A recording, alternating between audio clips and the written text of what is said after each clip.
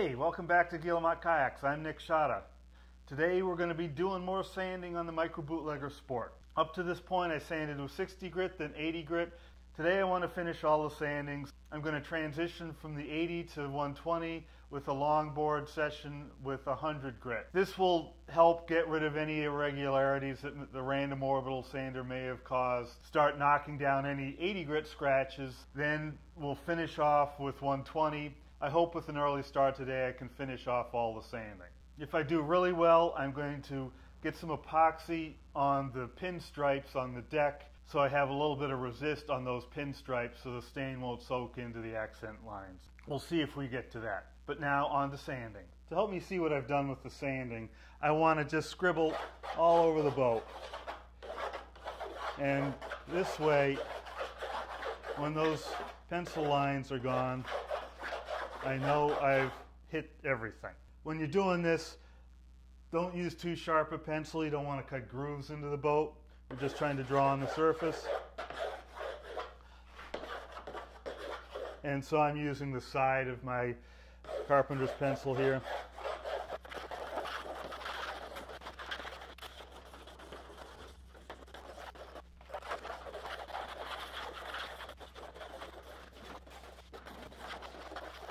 Now that it's well and thoroughly scribbled on, I'll try and sand all that stuff away.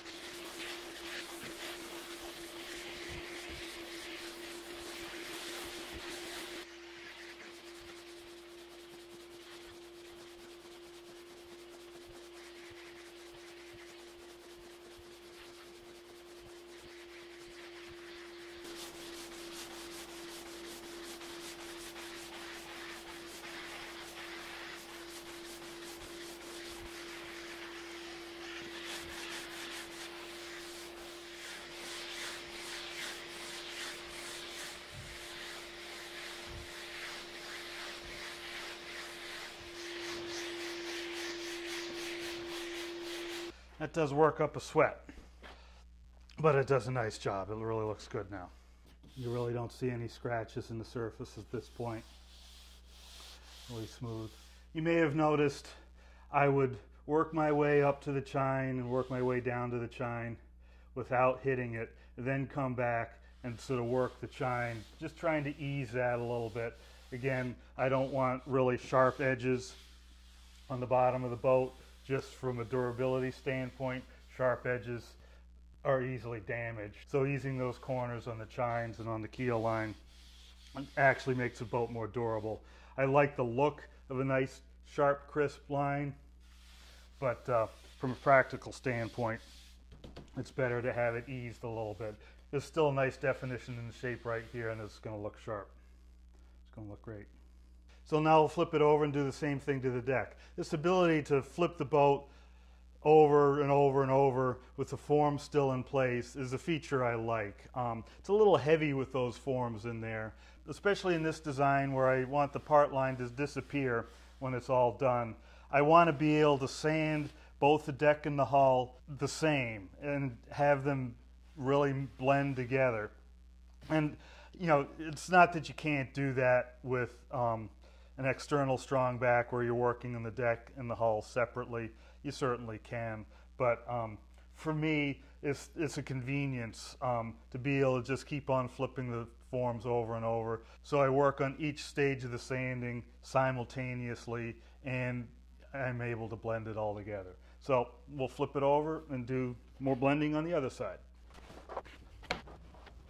Flipping it over is easier if you have two people, but I always end up doing it myself.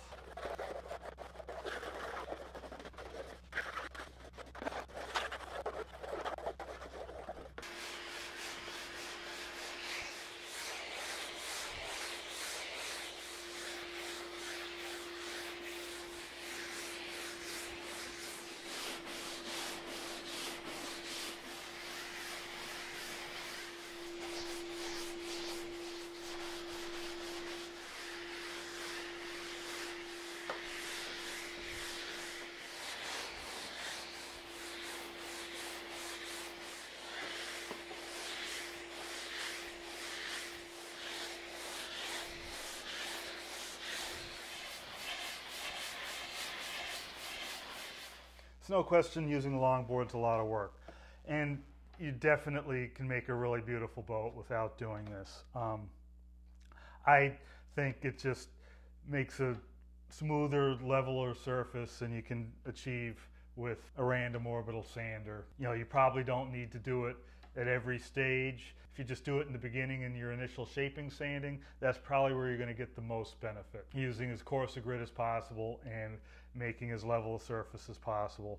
That's where this is going to do the most. At this point, it's just a very incremental improvement over the surface you'd get using just the power tools. So now I'm going to switch to 120. Up till this point with the random orbital, I've been using my big Festool Rotex 125, very powerful tool, and that's been done a very good job in shaping and leveling the surface. Now I'm trying for a finished surface. I'm going to switch to my smaller Festool EC 125 3EQ. So this has got a 3mm orbit in its random orbital pattern. I think this is 5 or 6 millimeters, something like that. So the smaller orbits provide a finer finish. I'm going to continue using the contour pad on here. The surface is so rounded. If I were just going with the flat pad, I'd tend to miss things a little bit more. At this point, I'm not trying to level anymore. I'm trying to remove scratches from the prior sanding. This will help me get the tool touching every part of the boat as much as possible. I'm going to slow down the motion of the tool a little bit now, just to make sure I hit everything well. I'm still going to be doing my back and forth, up and down pattern, but I'm going to switch to an up and down, back and forth pattern. The final pass is going to involve moving the tool lengthwise, so any scratches created by my moving the tool tend to be along in the grain direction. Instead of, if I'm moving up and down, it tends to make more cross-grain scratches. I will be hitting the whole surface afterwards with hand sanding one more time to just try and get rid of any cross-grain scratches. But at this point, I'm going to go over the whole thing with 120 and try and get rid of the 80 and 100 grit scratches.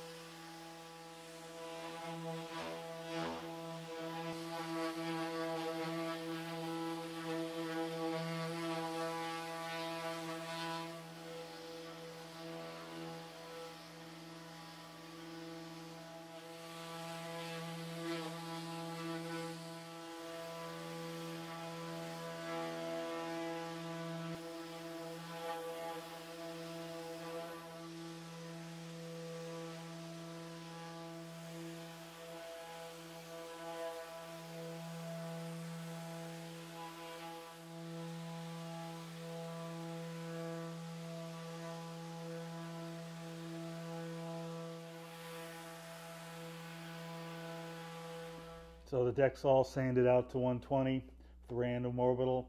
Now I will flip it over and sand the hull.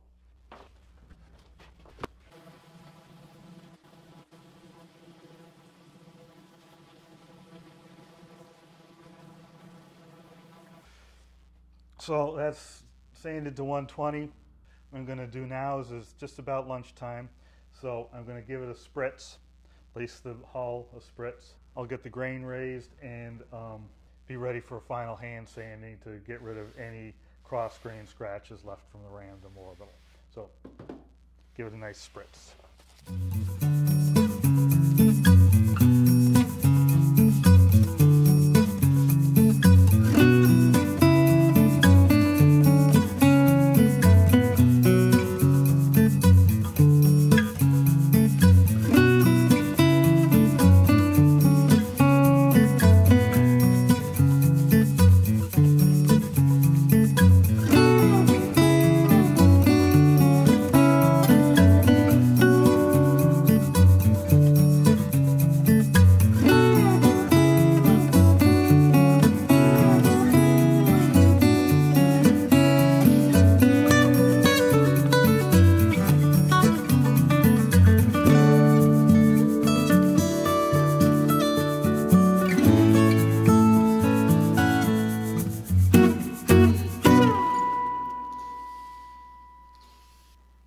lunch, I flipped the boat over, wet it down again, and I've started to scribble on it. There's still some wet stuff on the back deck, but I'm going to start sanding the front of the boat now.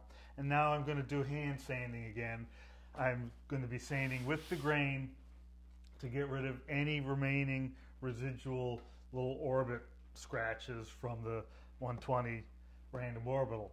I'm going to be using this Mirka Abranet sander. It hooks up to my dust collection, so again, minimize the dust.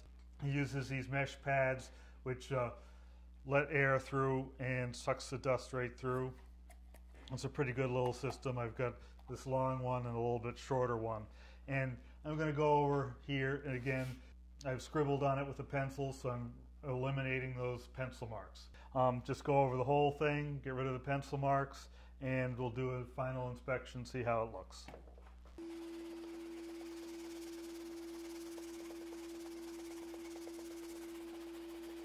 I just remembered I have a soft adapter pad for this sander, which will make it conform to the shape of the boat a little bit better.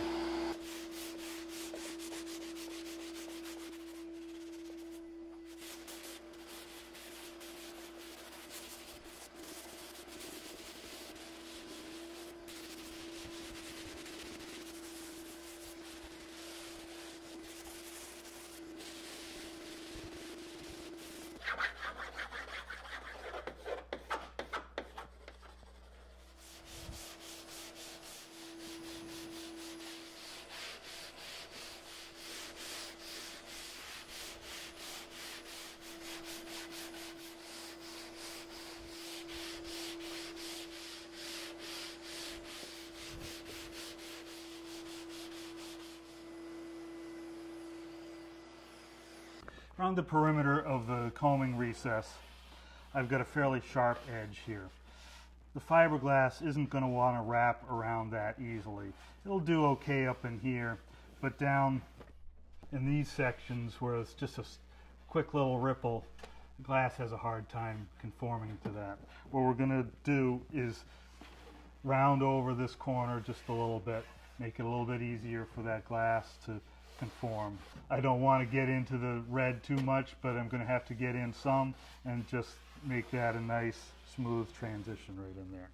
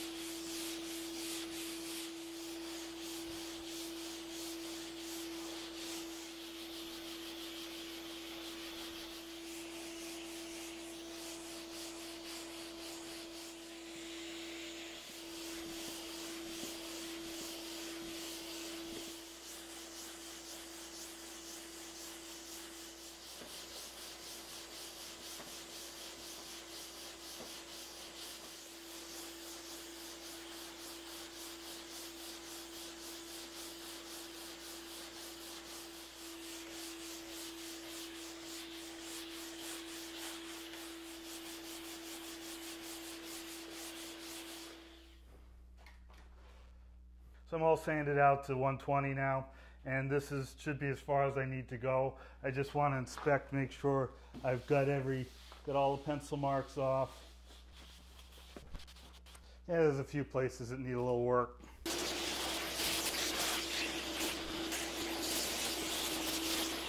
So it's looking pretty good.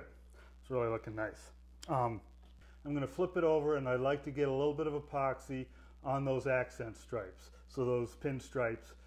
I'd like to do it tonight so it has overnight to cure, and that way in the morning I'll be able to proceed to staining. And again, putting some epoxy on those pin stripes serves as a resist to keep the stain from soaking in to those light colored strips.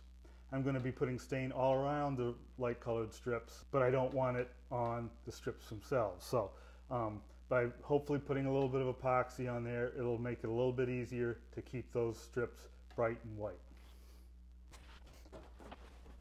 So it's this pinstripe down the center line here and the two pinstripes on the back deck. I'm going to start by just wiping down those pinstripes with a little denatured alcohol. I could use water here, but I want this to dry pretty quickly, and I'm just trying to get the dust off.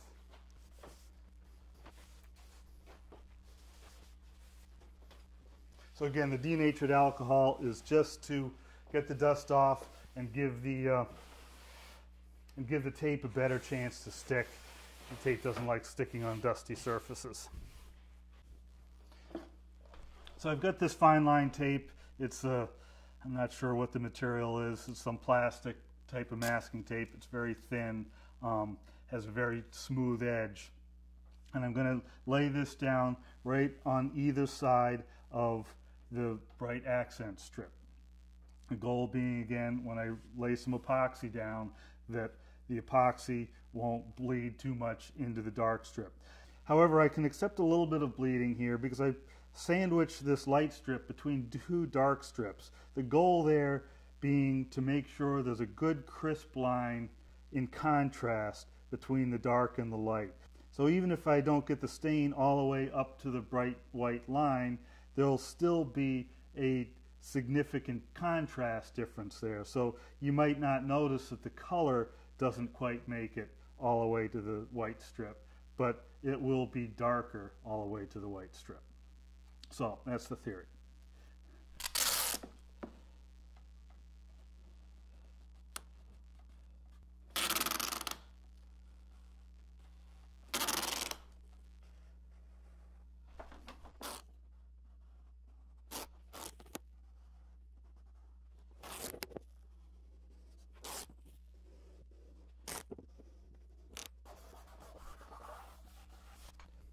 So when I lay out masking tape like this, it doesn't seem like taping should be something anybody needs instructions on, but it took me a little while to get a technique that did a good job of putting down masking tape. I want to get it right up against that line, and I've pulled out quite a bit. And now I'm pulling out a long piece, and I'm checking the alignment, and it's not stuck down all the way up here, it's only stuck down at this end. And I try and line that up with my line and bring it down right along that edge. I'm trying to keep the line nice and straight, and sometimes it needs a little bit of steering to be right along that edge. By having a long tail out here, it's really easy to make little micro adjustments.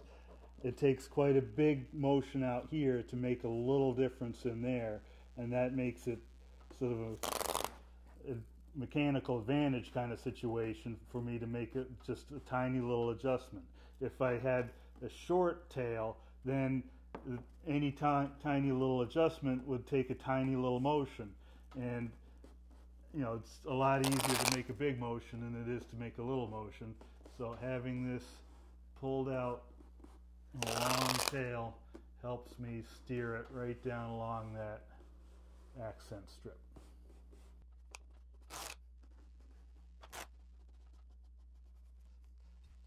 Now I want to make sure the tape is well stuck down, right along that edge in particular. So just burnishing it down nicely, make sure it's stuck to the wood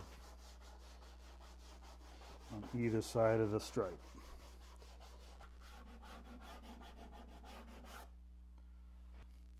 I don't want to get the epoxy on the edge of the combing here. I'd probably like to get a little stain on there, and so just covering over that end.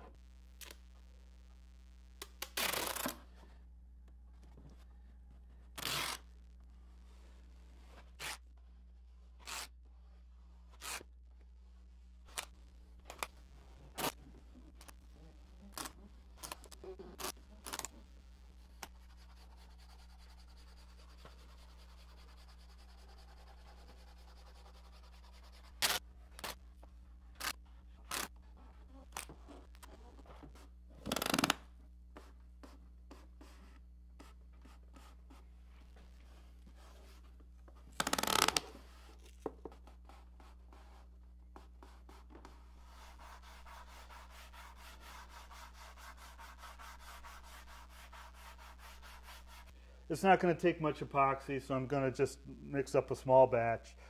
Get this pump working. All right.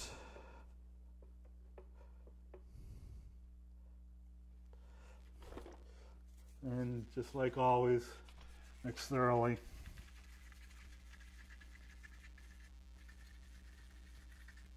I'm going to add a little bit of colloidal silica. This is basically sort of a thickener. And I don't want the epoxy too runny because I don't want it to wick under that masking tape too much. This is a small batch, so it's not going to take much of this stuff. Just mix a little bit in there. And colloidal silica is essentially really fine glass dust. You know, I'm not exactly sure how it's made, but it will be quite clear. It looks a little bit milky in this mix,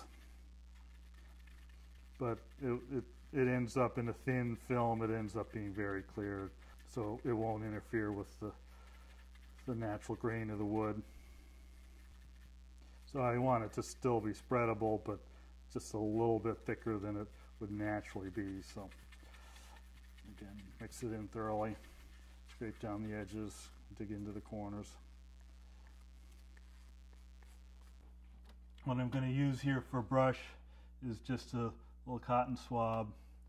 It's not necessarily the best brush in the world, but it's disposable, and I don't need to do fine brushing here. I just want to get a little thin layer of epoxy onto that piece of wood. I've got extra cotton swabs. As one deteriorates, I'll just swap out to another one. I don't need a thick layer, but I do want to completely cover the pinstripe there, get that accent strip completely covered with epoxy. The Cabosil, or the colloidal silica, will help keep it from soaking in too deeply into the wood and hopefully just sort of stay on the surface.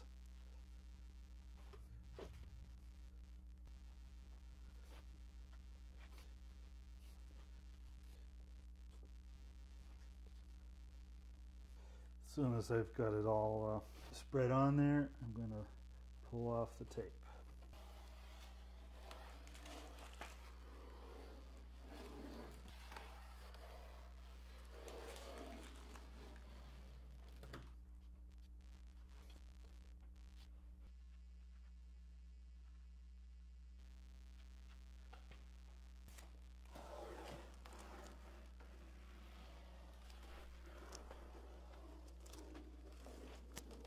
Well, I'm pleased with my progress today. I got it all sanded out to 120 grit sandpapers. This morning we were at 80. Now we're up to 120. It's all sanded out. It's looking really great. I got a little bit of epoxy down that accent strip. Hopefully that'll keep the stain from soaking into the accent. I'm still going to run some masking tape down that accent line when I go to stain, but hopefully this, between the ability of the tape to now stick to that epoxy and the fact that there's epoxy there to keep the stain from soaking into the wood, I think we ought to end up with a really bright, contrasty accent strip. That was a good day. Tomorrow should be another one. Hopefully we'll get the stain on tomorrow. Until then, if you enjoyed this video, please give me a thumbs up. If you're enjoying this whole series, please subscribe. Since I'm not good at posting the videos at the same time every day, if you want to know when I actually got around to posting them, if you hit the little bell down at the right hand corner, there should be a little red bell there, so you'll get a little notification when I post a video. Until the next episode, thanks for watching and happy paddling.